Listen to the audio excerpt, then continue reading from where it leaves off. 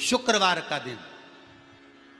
तो कहोगे गुरुजी ये कथा कहां से निकाल के लाए हो? तो विष्णु पुराण में से आप उसको स्मरण कर सकते हो। काय में से? विष्णु पुराण में से। एक पात्र में देसी गाय का दूध, जल उसमें रखकर, और आपके यहाँ अगर लड्डू गोपाल हो, यदि आपके घर में ठाकुर जी हो, लड्डू गोपाल हो, विष्णु जी का कोई स्वरूप हो, श्री हरि का कोई स्वरूप हो, तो उस पर शुक्रवार के दिन आप संध्या के समय पर दुर्वा डालकर उस दुर्वा से अगर लक्ष्मी जी के नामों का 108 बार उच्चारण कर कर, घी का दिया लगाकर, कैसर के चावल साथ में रखकर केवल उस जल का और दूध का मात्र छींटा देते हो, तो उसके घर में कभी लक्ष्मी की कमी नहीं आ सकती, संपदा बढ़ती चली जाती है।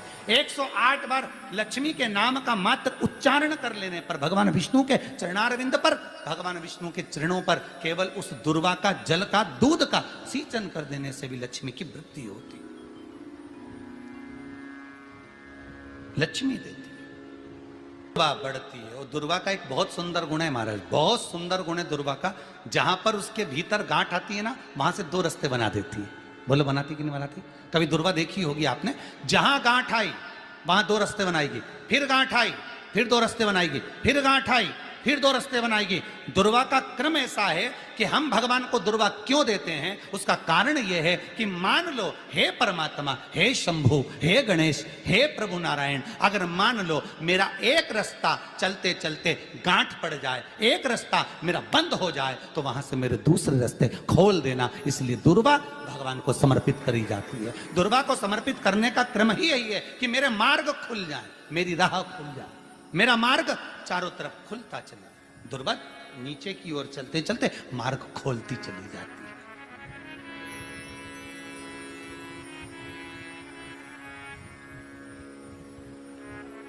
अमृत है ये, इसलिए नष्ट नहीं होती। तोड़ के रख लेना, प्रैक्टिकल करके जरूर देखना, सीवर वाला महाराज कहीं झूठ तो नहीं बोल रही है। तोड़ कर रखो दुर्वा को, बोरी में भर कर रखो, 4 साल 6 महीने 8 महीने बाद सूख जाए, बेकार हो जाए, उसके बाद भी उसको खेत में, बगीचे में कहीं ले जाकर पटक देना, 8-15 दिन पानी देना, देखो फिर वापस वही हरि की हरि होना, वही कहीं ना कहीं से स्फुटित होते फिर आगे बढ़ना चालू कर देगी। उसका तत्व है अमृत, वो अमर है, मरती नहीं, फिर चालू हो जाती। शिव कहते हैं यही अमरता है, यही अमरता है कि दुख आया तो मरने की नहीं सोचना है। तकलीफ आई, कष्ट आया, रोग आया, बीमारी आई, थोड़ा सा तकलीफ आ गई, थोड़ी बीमारी आ गई, थोड़ा दुख आ गया, तो ये मत सोचना हमें मरना है। नहीं नहीं नहीं, अभी तो और जीना है। तो किस लिए जीना है? कोई कहेगा इसको कहीं आसक्तियां होंगी, घर की, परिवार की, कुटुंब की, कबीले की, इसलिए जीना चाहती है, इसलिए जीना चाहता नहीं। आसक्ति एक रखना कि मैं जीना इसलिए चाहता हूं, मैं और जीना चाहती हूं, इसलिए चाहती हूं कि अब मैं भगवान का भजन करना चाहती हूं। अभी तक मैंने परिवार, कुटुंब, कबीले, संसार के लिए करा, अब जितनी जिंदगी दी उस मालिक ने, अब मैं उसका भजन करूं। दुर्वा भगवान विष्णु को चढ़े, दुर्वा गणेश जी को चढ़े, दुर्वा शिव जी को चढ़े, दुर्वा ब्रह्मा को चढ़े, दुर्वा इंद्र को चढ़े, दुर्वा पितरों को चढ़े। कितना सुंदर कहा है। जिसके घर में पितृदोष प्रबल होता है, बहुत प्रबल पितृदोष है, तो उसके घर के जहां पानी का मटका रखा था, पितृदोष मालूम है ना? पितृदोष का लक्षण क्या होता है? 1 रुपए कमाओ, 1.25 रुपए खर्च हो, समझ लेना पितृदोष है। रात्रि को सो गए तुम, बड़े चक नींद आ गई तुमको, बहुत प्रेम से सो गए, सोने के 1.5 घंटे या 2 घंटे बाद तुम्हारी नींद खुल जाए और कम से कम आधे घंटे तक तुमको भूख लग रही हो, समझ लेना पितृदोष है। सोकर उठने के बाद में जैसे ही 1-2 घंटे की नींद हो गई और अचानक नींद खुल गई और तुम्हें भूख लग रही है, भूख लग रही है, प्यास लग रही है बहुत तेज, अभी सोए हो, 1.5 घंटा ही हुआ, 2 घंटे ही हुआ, भूख लगने लगी, बहुत तेज भूख लग रही है, समझ लेना पितृदोष है। पितृ भूखे हैं, भोजन की याचना कर रहे हैं, भोजन की याचना। सोने के बाद तत्काल नींद खुले 2 घंटे के बाद, भूख लगे, उसका भी एक समय बताया है महाराज ब्रह्मवर्ता पुराण के अंतर्गत कि रात्रि को सोने के बाद में 1 घंटे की नींद हो जाए और उसके बाद में 2 घंटे के अंदर वापिस नींद खुल जाए और भूख लगने लगे तो समझ लो पितृ भूखे हैं, भोजन मांग रहे हैं, अन्न मांग रहे हैं, पितृ दोष है।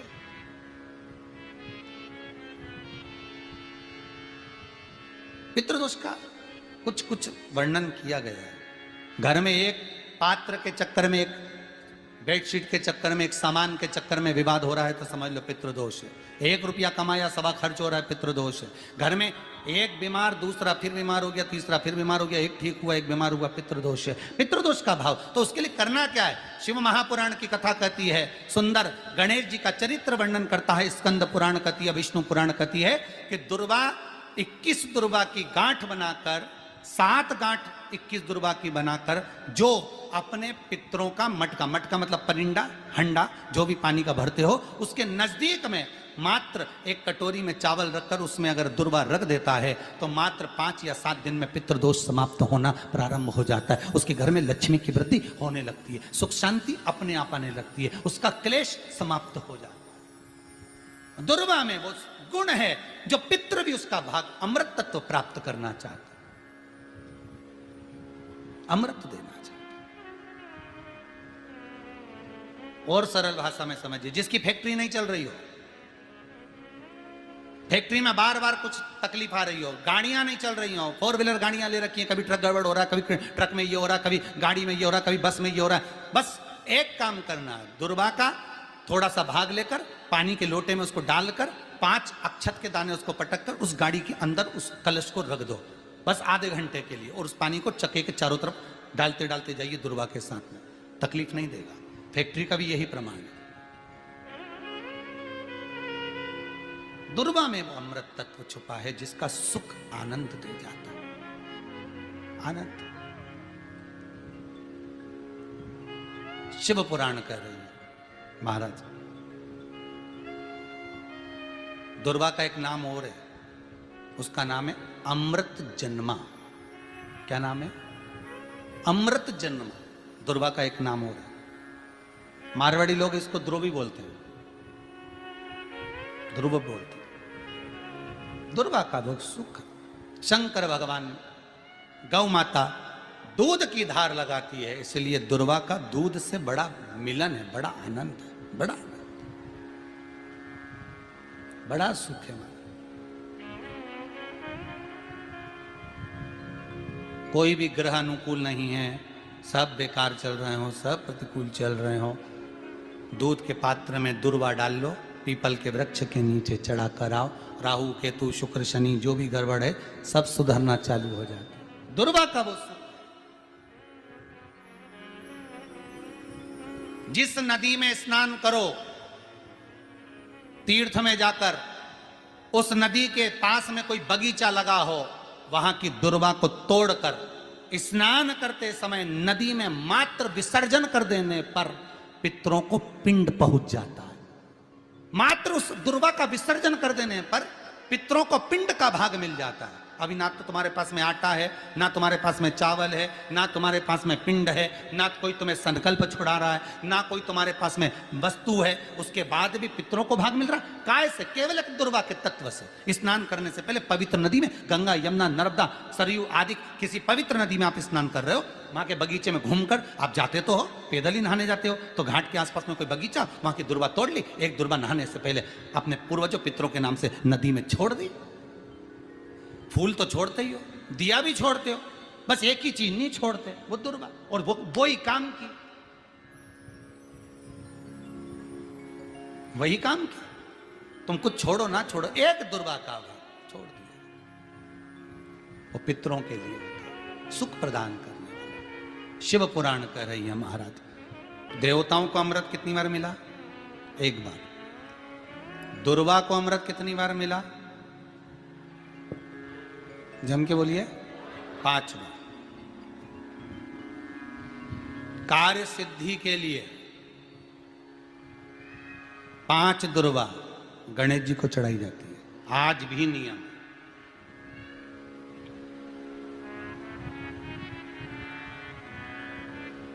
कभी आपको मौका मिला हो और आपने रावण संहिता पढ़ी हो। कौन सी संहिता? रावण संहिता। क्योंकि रावण शिव का उपासक था, भजन करने वाला था। शिव तांडव स्तोत्र आज भी लोग रावण का एक आनंद में पढ़ते। तो शिव का उपासक है रावण, शंकर का उपासक। विद्वान भी था, ज्ञानवान भी था। वो तो देवता के हाथ से मरना था उसको, इसलिए उसने मांगा ही यही था। जो मांगा वो मिला। तो रावण संहिता अगर किसी ने पढ़ी हो तो उसको मालूम होगा, रावण संहिता में 4 तरह के तिलक का महत्व बताया। कितने तिलक? 4। उन 4 तिलक में सर्वश्रेष्ठ तिलक रावण बताता है। एक तिलक सर्वश्रेष्ठ है, वो है दुर्वा। जो दुर्वा होती है, उस दुर्वा को जलाकर उसकी भस्म तैयार कर कर उसमें गाय का श्वेत गाय, कौन सी गाय? सफेद। उस गाय के शरीर पर कोई दाग ना, उसके शरीर पर पूर्ण तरह से श्वेत हो, ना लाल उसमें कोई धब्बा हो, ना काला धब्बा हो, ना कोई कलर हो, बस केवल श्वेत। रावण संहिता में 4 तरह के तिलक का प्रमाण दिया। तो एक तिलक रावण संहिता में वर्णन आया, एक तिलक का जो व्याख्यान वर्णन किया गया, उसमें दुर्वा को जलाकर राख कर कर भस्म बनाकर उसमें गाय का घी, देसी गाय का घी मिलाकर और उसका बिंदी, उसका तिलक मस्तक पर लगाकर या नैनों में सुरमा लगाकर जो व्यक्ति जिस किसी से मिले वो उसका हो जाता है। उस दुर्वा में इतना प्रबलता आ जाती है, अमृत तत्व जुड़ा हुआ है दुर्वा के। रावण संहिता में 4 तिलक बताएं, उसमें से सबसे 4 तिलक में अलग अलग एक बेलपत्री की जड़ का तिलक है, एक आंकड़े की जड़ का तिलक है। रावण संहिता में 4 तिलकों का वर्णन है, उसमें मुख्य है सबसे ज्यादा।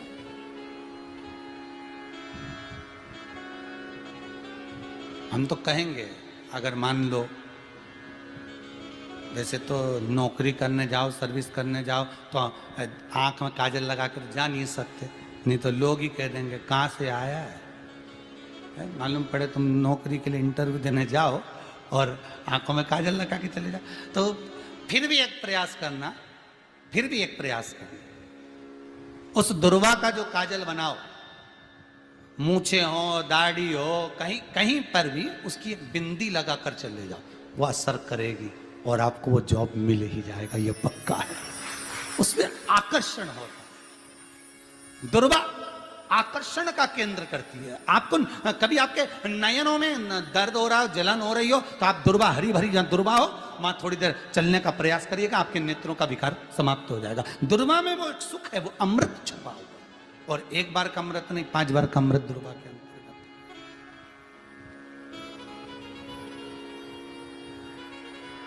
कौन से देवता हैं जिनके ऊपर दुर्वा का जल दूध में मिला हुआ छीटा जाए? श्वेत गाय के। देखो दूध का प्रमाण बार बार दुर्वा के साथ आया, उसका कारण क्या है? क्या कारण हो सकता है उसका? उसका एक कारण है, समुद्र मंथन के समय पर सबसे पहले कुछ निकला था, तो समुद्र मंथन में सबसे पहले निकली थी गौ माता निकली थी। क्या निकली थी? गाय। सबसे पहले निकली थी गाय। और कितनी गाय निकली थी? 5। पहली नंदा, दूसरी सुभद्रा, तीसरी सुरभि, चौथी सुशीला, 5वीं बहुला। ये 5 गाय समुद्र मंथन में निकली। अब समुद्र मंथन में जब गौ माता निकली तो सारे 33 कोटि देवता मंथन में जो लगे हुए थे, उन मंथन को करते करते देवता थक चुके थे। सारे देवता थक चुके थे। बहुला सुरभि और सुशीला से बोली, सुभद्रा से बोली, नंदा से बोली, अपना काम है, एक काम करो, अपन आप रूप दूध की धार बहाना प्रारंभ करो। अपने आप दूध की धार हम मृत्यु लोक में हम भेजें इन देवताओं के लिए, तो देवताओं को अमृत तत्व मिलेगा, आनंद होगा। और गौ माता ने ऊपर खड़े होकर जो दूध बहाना प्रारंभ करा, वो देवताओं के मुख में आधा तो गया और आधा दूध समुद्र पर जब गिरा, और जो मंथन चल रहा था उस मंथन के चलते कभी दूध का दही का मंथन करना तो क्या निकल कर आएगा, मक्खन आ जाएगा। वो मक्खन तेड़ता हुआ समुद्र की लहर से दुर्वा पर जा पड़ा। इसलिए आज भी दुर्वा के साथ में गौ माता के दूध का बड़ा प्रमाण, वो भी देसी गाय, जर्सी नहीं, विदेशी नहीं, देसी गाय। और देसी गाय का दूध का बड़ा बड़ा प्रमाण है सर। हम कई बार कथाओं में कहते हैं, जैसा खाया अन्न, बोलते जाओ, वैसा हो गया मन, जैसा पिया पानी वैसी हो गई वाणी, और जैसा पिया दूध वैसी बन गई बुद्ध। बुद्धि कैसे बनी है? दूध से बनी। डब्बे का दूध पियोगे तो डब्बे हो जाओगे, थैली का दूध पियोगे तो थैली, बोतल का दूध पियोगे तो बोतल। तो दूध का बड़ा असर।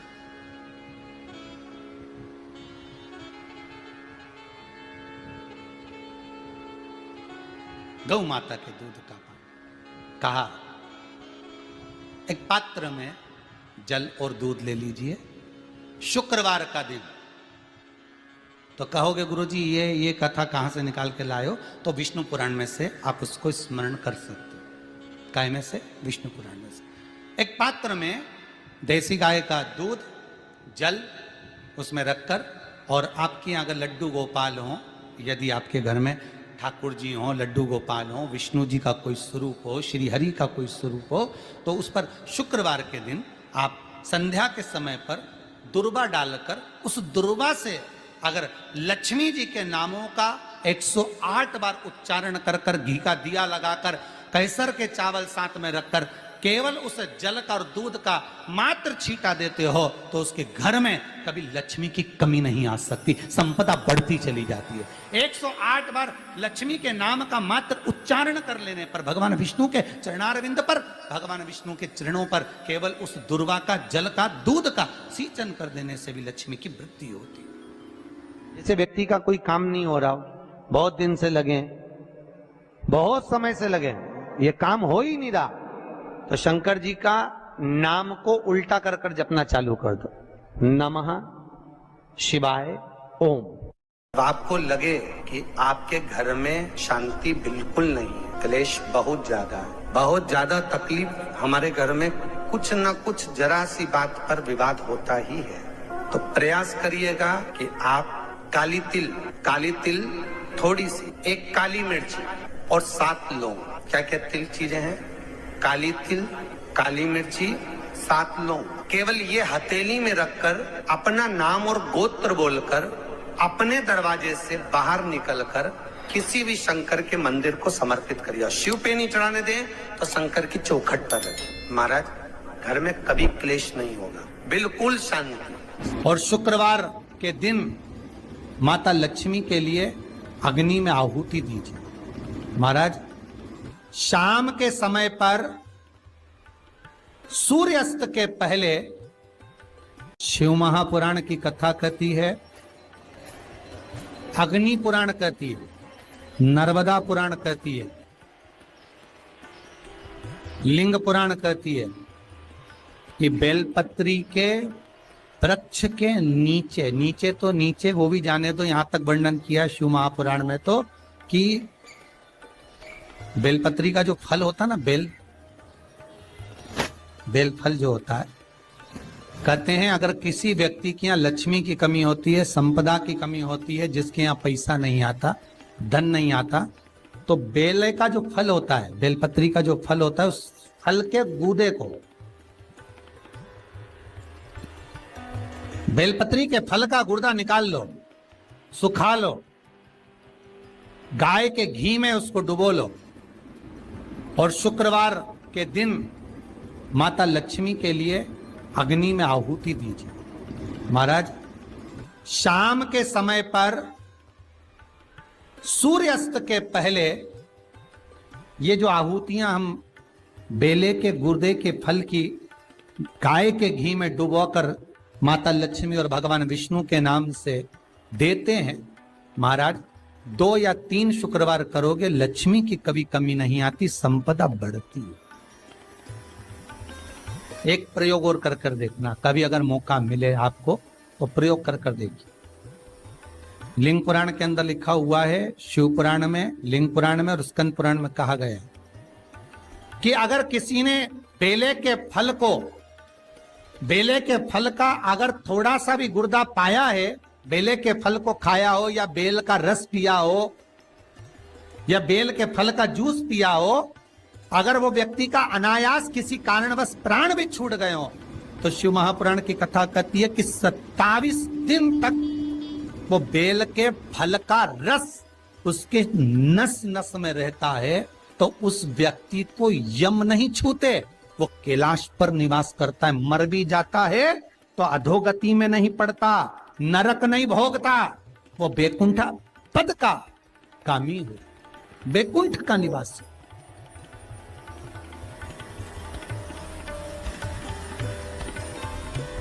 बैकुंठ का निवासी।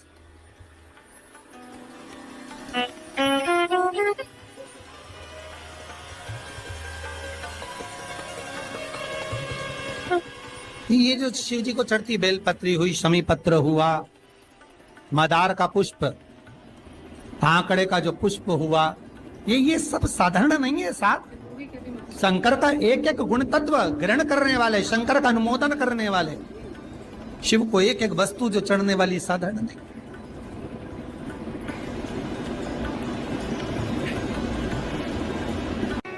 जिसके घर में संपदा की कमी होती है, जिसके घर में कर्जा बढ़ जाता है, लक्ष्मी नहीं आती, बहुत टेंशन की जिंदगी जीता है मनुष्य, व्यापार चल नहीं रहा, बहुत तकलीफ का जीवन चल रहा होता है, तो आज भी नियम है महाराज कि सोमवार, शुक्रवार, ये 2 वार ऐसे हैं, इन 2 वार को यदि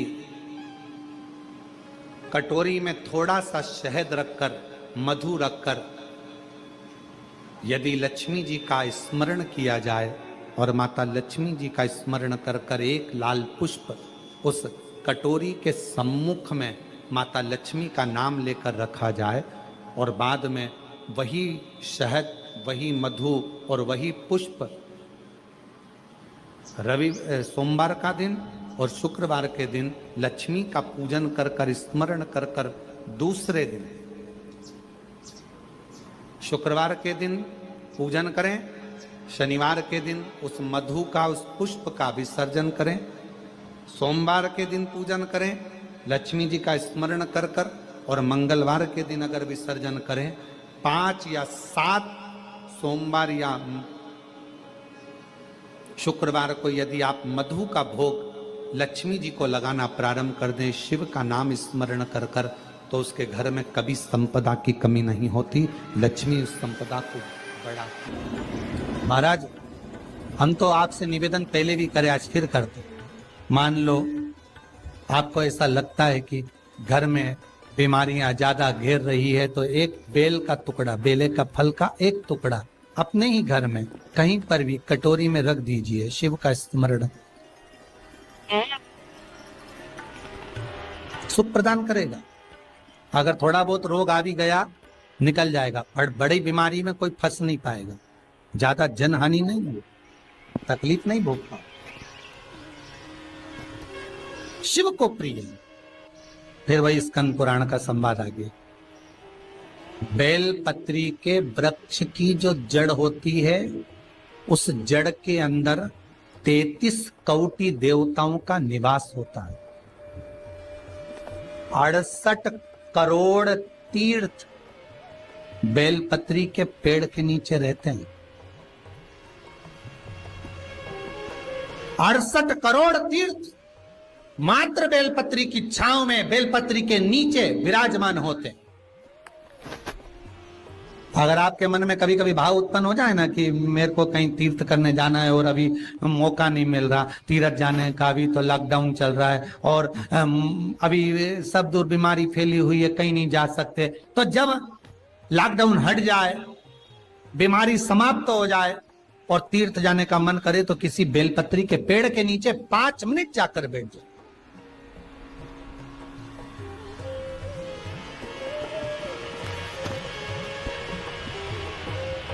और जप लो, श्री शिवाय नमस्तुभ्यम। जितने बैठे हो टीवी के सामने प्रेम से बोलो, श्री शिवाय नमस्तुभ्यम। जितने टीवी के सामने बैठे एक बार फिर से बोलो, श्री, साथ में बोलो, आगे आगे नहीं, श्री शिवाय नमस्तुभ्यम।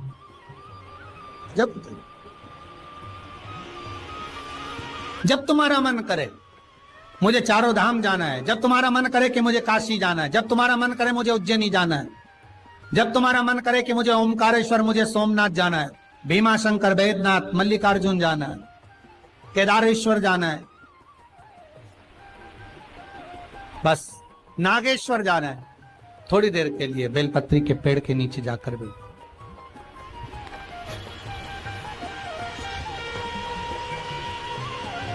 68,000 तीर्थ सब बेलपत्री के वृक्ष के नीचे विराजमान। जहां पर देवराज के प्राण छूटे वहां बेलपत्री का पौधा है, बेलपत्री का वृक्ष है।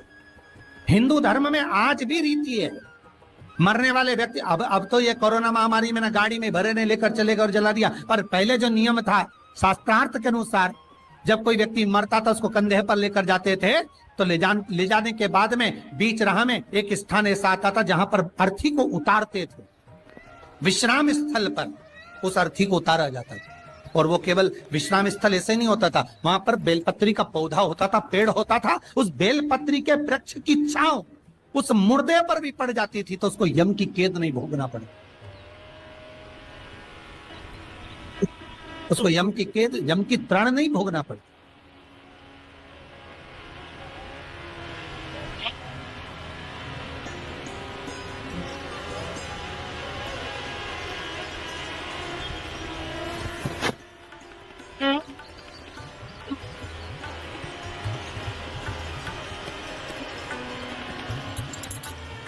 इसलिए उस बेलपत्री के पौधे के नीचे उसको विश्राम दिया जाता है।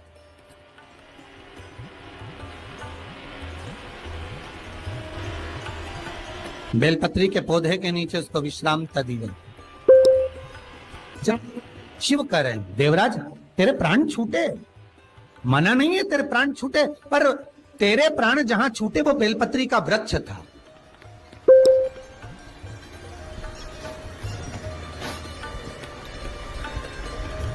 और अब तुझे यहां नहीं रहना है, अब तुझे कैलाश पर रहना है।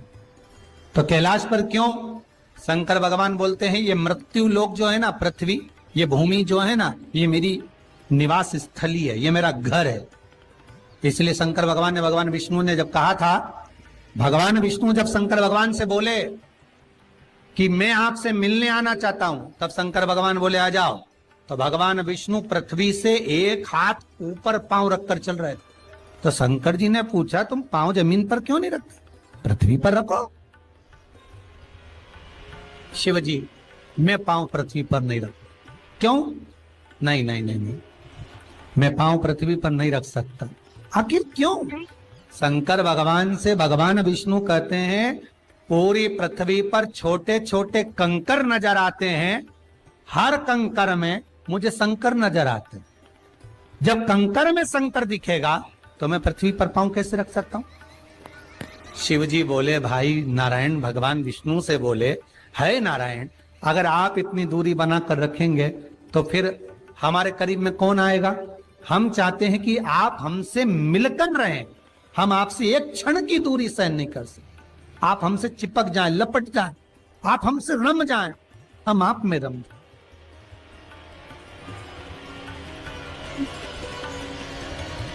कुछ ऐसा कर दो, शंकर जी कह रहे हैं नारायण कुछ ऐसा कर दो कि शंकर नारायण से दूर नहीं रहे, नारायण शंकर से दूर नहीं रहे, ऐसा कुछ कर दिया जाए। तब भगवान शिव ने भगवान विष्णु से कहा एक काम हो सकता है कि आप सांप बन जाओ।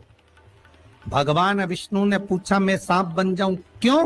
शंकर भगवान कहते हैं सांप बन जाओगे तो मैं गले में आपको डालकर रखूंगा, आप मुझसे चिपके रहोगे, मैं आपसे चिपका रहूंगा, आप मुझसे लगे रहेंगे, मैं आपसे लगा रहूंगा, दूरी नहीं रहेगी एक क्षण की भी। और भगवान विष्णु सर्प बन गए, भगवान विष्णु सांप बन गए। सांप बने भगवान शंकर ने, भगवान विष्णु जब सर्प बने और सर्प बनकर भगवान शंकर ने अपने गले में भगवान विष्णु को धारण कर लिया। आज भी शंकर भगवान के गले में जो सांप पड़ा हुआ है वो सांप केवल सर्प नहीं है, वो भगवान विष्णु का ही एक अवतार।